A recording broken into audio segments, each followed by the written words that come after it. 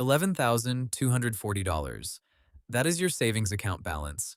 You check it on a Saturday morning sitting at a kitchen table in an apartment you have rented for 4 years. You check it the way you check it every Saturday, not from anxiety, from habit, from the specific hope that the number will have changed since Thursday. It has not changed since Thursday. You are 34 years old. You have a job with benefits. You have a 401k you have been contributing to for 8 years. You drive a used car you paid off. You pack your lunch. You canceled the streaming service in February. You have $11,240. You did everything they told you to do. The degree, the job, the raise, the contributions, the budget. You have been doing everything right for 11 years, and the number on the screen is $11,240, and that number is not enough to buy the house, and you know it. And the knowing sits in you at a low, constant frequency that you have stopped calling anxiety because it has been there long enough to just be the background. This is not a spending problem. This is not a discipline problem. This is a math problem, and the math changed while you were doing everything right.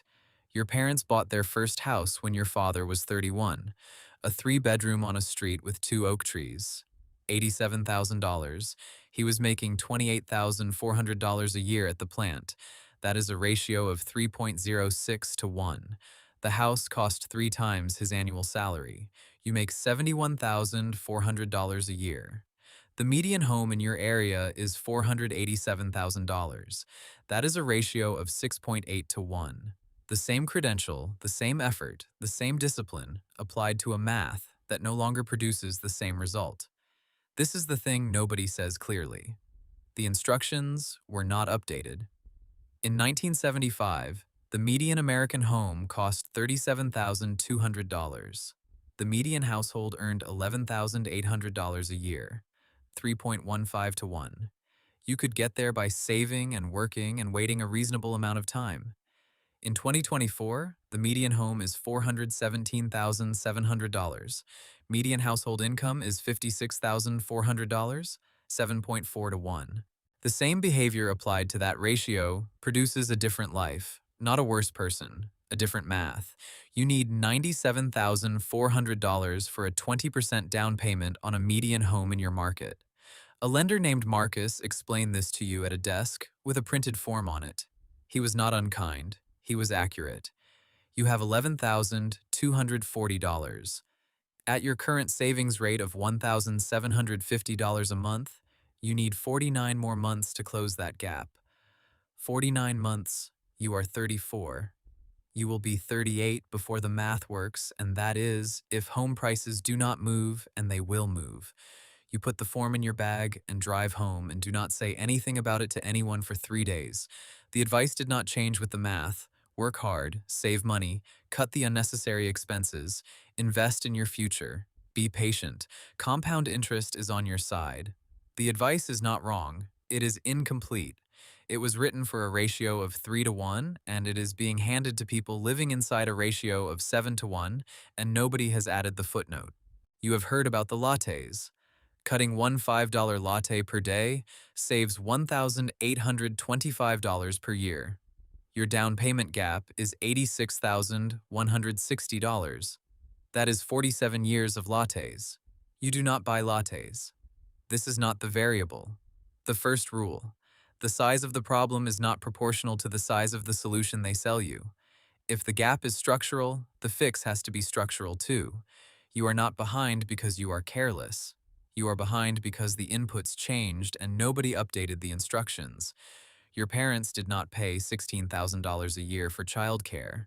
In 2000, the average American family spent 9.8% of their income on healthcare. In 2023, that number is 16.2%. That is not a lifestyle choice. That is a fixed cost that grew faster than the wages that pay for it. Your health insurance premium, $9,200 a year. Your daughter's childcare, $16,000 a year. Your student loan payment, $412 a month. You finished paying for the credential that got you the job that you need to pay for the credential. Add it together. Housing at 35% of your take-home, healthcare at 16%, childcare at 11%, student loans at 7%. You are at 69 cents of every dollar before you buy food, before you buy clothes, before the car insurance, before anything. This is not a budget problem. This is a compression problem. The costs expanded. The income did not keep pace. The space between them is where your financial life was supposed to grow, and the space is gone. Wages grew 18% between 2000 and 2022, adjusted for inflation. Home prices grew 121% in the same period. That is not a gap you close by being more careful with what you have. That is a structural divergence that runs independent of your behavior. You know this. You have known this in your body for years before you had the numbers to put around it. The numbers do not make it easier. They make it clearer. The shift. You are not behind because you failed. You are behind because the floor moved and the ceiling stayed, and the space you were supposed to occupy got smaller, and you have been trying to fit a life into a compression that was not designed to hold one. Understanding that is not resignation, it is diagnosis, and a correct diagnosis is the beginning of a different kind of work. Jordan earns $68,000 a year. You earn $71,400. You have known Jordan since you were 27. You worked at the same company for 2 years. You are the same age. You made approximately the same decisions. Jordan owns a home. Jordan has a net worth of $218,000. You have a net worth of $44,800, almost entirely in your retirement account. The distance between you is not income. You earn more than Jordan. The distance is $173,200. In 2021, Jordan's parents sold the home they bought in 1992 for $141,000. They sold it for $574,000. They gave Jordan $80,000 for a down payment. Jordan bought a 3-bedroom for $387,000. That home is now worth $461,000. Jordan has $74,000 in equity after 3 years. Jordan's parents did not plan this for Jordan. They bought a house in 1992 because that is what people did. The house went up because houses went up. The gift happened because they had something to give. Your parents rented, not because they were less disciplined, because the timing was different and the market was different and the $141,000 was not there. You are not Jordan, not because of your choices, because of a decision made in 1992 by someone else in a market you did not live in yet. This is how wealth compounds without intent. A purchase in 1992 sends returns to 2024 without anyone designing the transfer. It just runs. It runs for Jordan. It did not run for you. And you cannot go back and change 1992, but you can understand what it means for the move you make next. There are 4 forces running against you right now, simultaneously, not because the system was designed to punish you, because the system was designed to reward capital, and you do not yet have enough capital to feel the reward instead of the drag. The first headwind is inflation. Your $11,240 in savings earned $174 last year. Inflation reduced its purchasing power by $529. The net change in what that money can actually buy is negative $355. You saved $1,750 a month, and your savings account went backwards in real terms. That is not carelessness. That is the savings account rate failing to keep pace with the rate that erodes everything inside it. The second headwind is asset price inflation. What you are saving toward is getting more expensive faster than you can save for it. Home prices have compounded at 4.3% annually for 20 years. Your real income has grown at 1.1% annually in the same period. The finish line has been moving away from you faster than you have been running toward it. You are not slow. The line is fast. The third headwind is the tax structure. You pay 22% on your salary. Jordan pays 15% on investment gains from the appreciated home equity. You work to earn money. Jordan earned money while owning an asset. The government taxes the work at a higher rate than the asset. That is the current code. It was not written to punish you. It was written when fewer people depended on wages alone. It functions as a headwind regardless of the intent. The fourth headwind is compound advantage. People who began owning assets in 2000 have had 24 years of compounding. $100,000 invested in a broad index fund in 2000 is $486,000 today. That is a 24-year head start that cannot be replicated by working harder now. The compounding already happened. The gap it produced is structural and permanent for this cohort. You are not competing against those people. You are beginning your own compound from the present date. That is different math, but it is still math that works. 4 headwinds, all running. None of them your fault, all of them real. Your 401k holds $44,817. You do not think about this number the same way you think about the savings account. The savings account is the number you check on Saturday. The 401k is the number you set up in your first week and stopped adjusting and mostly try not to watch on bad market days. But that $44,817 is working. At 7% average annual real return, $44,817 becomes $340,000 by the time you are 64 without adding another dollar. That is the floor. If you add $400 a month on top of the contribution you are already making, it becomes $821,000. That is the difference between a floor and an outcome. Most people your age have less than $22,000 saved for retirement. You have $44,817. You are ahead of the median. You do not feel ahead because the other number, the savings account, the housing gap, the ratio of what you need to what you have for the down payment, those numbers are the ones in the foreground. But the retirement account is real capital working inside a tax shelter, and it has been running for 8 years, and you should know that. The second rule: you cannot save your way out of a structural problem, but you can own a piece of what is widening it. That is not the same as fixing the structure. It is moving inside it differently. There are 3 kinds of leverage available to you at $71,400 a year, with $44,817 in a retirement account and $11,240 in savings. Not 3 options. 3 levers that work simultaneously. Asset leverage, buying something that pays you while it appreciates. Not just your labor, which stops when you stop. Something that runs in parallel. Tax leverage, the $23,000 annual 401k contribution limit, the $7,000 Roth IRA, $30,000 sheltered from your current tax rate. You are not maxing either. The gap between what you are contributing and the maximum costs you real money every year you leave it open. Income leverage, a second stream that does not trade time for money one for one. Not a second job, a capital stream, one skill productized, one asset that generates without your presence. These 3 levers, pulled in the same direction, produce a different 30-year outcome than the savings account alone. Not a miraculous outcome, a structural one. You are 34. Your window is not closed. The compounding math still works for 30 years from where you are standing. The question is what you put in front of it. 3 scenarios. Scenario A: you continue your current behavior. Same contribution rate, same savings account. Nothing changes. In 30 years at retirement, you have approximately $612,000. That is real. That is comfortable. One significant medical event or one market contraction in your early retirement years, and the margin is narrow. Scenario B: you max the 401k to $23,000 this year. You open a Roth IRA and contribute $7,000.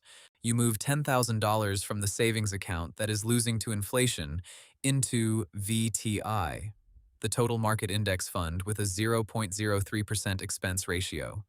No inheritance required, no home purchase required, just redirection of money already sitting in the wrong container. In 30 years, you have approximately $1.1 million. Scenario C, Scenario B, plus 1 income-producing asset, a small rental unit, a digital product, a real estate investment trust generating dividend income. The Vanguard Real Estate ETF pays a 4.1% dividend. $10,000 invested pays $410 a year. That $410 reinvested compounds. It does not feel like much. After 25 years at 7%, it is $130,000 that arrived from a single $10,000 repositioning. In scenario C, you have approximately $1.87 million at 64. The difference between scenario A and scenario C is not income. You earn the same salary in all three. The difference is structure, which containers the money goes into, which assets do work while you are at your desk doing work. You do not need Jordan's parents. You need $10,000 moved from the savings account to VTI and a Roth IRA opened before April 15th. Those are specific actions. They cost nothing to execute. The cost was already paid. The money is already there. It is sitting in the wrong place. There is still a ceiling. Owning VTI does not close the housing access gap. Home prices will continue compounding faster than wages for as long as the policy conditions that produce that divergence remain in place. The structural headwinds do not disappear because you optimize your personal balance sheet. They run at the system level. What changes it is not individual behavior. It is zoning reform that increases housing supply in high-demand markets. Childcare subsidy policy that reduces the mandatory cost compression. Student debt restructuring that returns the purchasing power currently being diverted to a credential that did not deliver its original return. Income tax code revision that narrows the differential between wages and capital gains. These are political decisions. They are not in your personal financial plan. They are in the voting booth and the town hall, and the candidate who runs on the zoning board and the ballot measure you do or do not show up for. The individual can optimize. The individual cannot fix the system alone. Knowing the difference is not resignation. It is strategy. You work the variables you control. You vote on the variables you do not. You do not confuse the two. Confusing the two is what keeps people either paralyzed in the personal or checked out from the collective. You need both. The fourth rule: work the variables you control. Vote on the variables you don't. Do not confuse the two. The emotional reality of the middle class is this: you earn too much to receive help. You earn too little to make it easy. The financial system was built for both ends of the distribution. The safety net programs are designed for income below yours. The wealth management tools, the tax structures, the leverage instruments, those are designed for capital above yours. You are in the gap. Too much for the safety net. Too little for the upside. You work harder than either end thinks you do. You are blamed for outcomes you did not design. That is a specific kind of weight. It wears in a specific way, not dramatically, quietly. In the Saturday morning number that hasn't changed since Thursday. In the 14th house, you looked at where the math didn't work. In the conversation with Marcus, the lender that you carried home in your bag for 3 days without opening. You are not imagining this. The math confirms it. The ratio confirms it. The 4 headwinds confirm it. And none of that makes the moves unavailable. There are 4 assets the middle class can realistically build, not in sequence, simultaneously. They compound against each other. The retirement account. Tax-sheltered compounding on a long timeline. You have this. It is real. It is running. Maximize it. Owned real estate. Equity plus leverage plus the forced savings of a mortgage on an asset that has historically appreciated. This one is blocked right now by the ratio problem. It is not permanently blocked. The window is narrower than it was for your parents. It still opens. You are working toward it. Taxable investments. Flexible capital outside the retirement account. Lower tax efficiency than the 401k, but accessible before 59 and a half without penalty. Your $11,240 is currently in a savings account, earning less than inflation. 10,000 of it belongs in VTI or its equivalent, income-generating skills and products, human capital monetized in a way that does not require your presence hour for hour. 1 online guide, 1 consulting offering, 1 recurring client at $200 a month. Something you know that others will pay for, delivered once, generating without your continuous labor. $518 a month reinvested at 7% for 25 years is $414,000. 1 productized skill, deployed once, compounding for 25 years. You do not need all 4 running on day 1. You need to know which one you are building toward next and to have a specific action inside it this week. You will be 52 someday. If you execute scenario C from today, you are 52 with a 401k worth $487,000. A taxable brokerage account worth $214,000. A real estate asset generating $880 a month net after expenses. An online course or consulting product generating $340 a month. Net worth $1,021,000, not inherited, not from a company sale, not from perfect timing, from stacking 4 average return assets over 18 years with behavior that was consistent and unspectacular and did not require a dramatic moment or a life-changing windfall. That $1,021,000 does not fix the structural problem you started in. It changes your negotiation inside it. At 52, with $1,021,000 in assets, you can choose the work instead of accepting it. You can decline the job that pays more but takes everything. You can leave the manager you have been managing around for 3 years. You can take the project that matters without asking whether it pays enough. That is not freedom from the system. It is a different relationship to it. Not liberation, position. A durable, hard-won position that you built from $11,240 and a Roth IRA and a productivity you stopped apologizing for. An advisor named Priya charges $1,200 a year for a financial plan. That plan, executed, is worth $412,000 more over 30 years than not having it. You have been making financial decisions alone, by intuition, without a structure. That is not a character flaw. It is a gap with a cost attached to it. The cost can be closed for $1,200 a year. That is a 343 times return on the $1,200. You have paid more for less. Your child is 14. You open a custodial Roth IRA. You contribute $3,000 this year. At 7%, it becomes $218,000 when they are 64 without a single additional contribution from them or from you.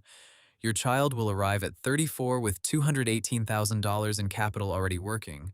They will not start where you started, not because you gave them Jordan's advantage, because you started early enough that the compounding had time to run. That is available to you right now. It does not require $80,000.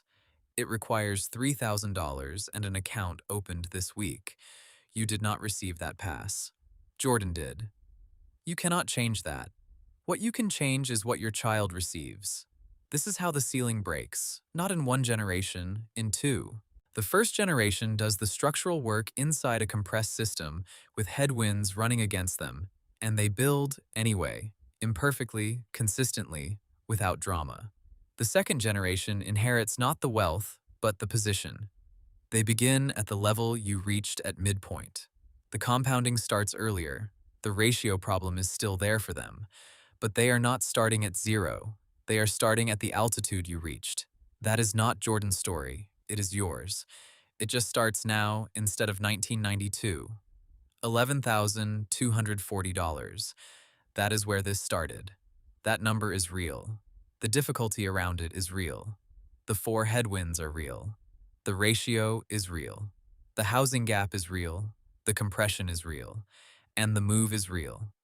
You cannot control home prices. You cannot control the tax code. You cannot control when your parents bought. You cannot control the divergence of capital returns from wage growth that began in 1979 and has been running for 45 years. You can max the 401k today, before the end of this week. You can open the Roth IRA. The contribution deadline is April 15th. You can move $10,000 from the savings account into VTI. That account is earning less than inflation. Every month it sits there, it loses ground. The transfer takes 11 minutes. You can open a custodial Roth for your child before they turn 15. $3,000. The compounding will run for 50 years. You can spend $1,200 on Priya and receive a plan worth $412,000 more than the absence of one. None of this fixes what is broken in the structure. You fix the structure at the ballot box and in the meetings and with the candidates who run on the thing that changes the ratio. Both. Not one or the other. Both. You work the variables you can move. You vote on the variables that require collective action. You do not let the existence of the structural problem become the reason to not move the personal variables, and you do not let the existence of the personal moves become the reason to stop fighting the structure. Both, every day, at the same time. And somewhere right now, there is a 28-year-old with $3,200 in a checking account. They did everything they were told. The degree, the job, the contributions, the canceled subscriptions, the packed lunch. They are sitting on a Saturday morning staring at a number that has not changed since Thursday, and they cannot understand why it is not working. And they are starting to wonder if the problem is them.